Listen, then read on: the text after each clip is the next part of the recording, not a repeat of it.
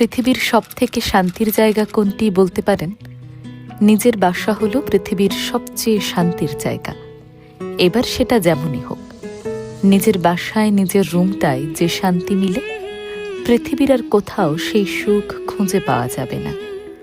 নিজের এলোমেলো বিছানা, চাদর, বালিশ, কাঁথা, পড়ার টেবিল আর অন্যান্য আসবাবপত্র, রুমের প্রত্যেকটা জিনিসের প্রতি যেন অদ্ভুত একটা মায়া কাজ করে।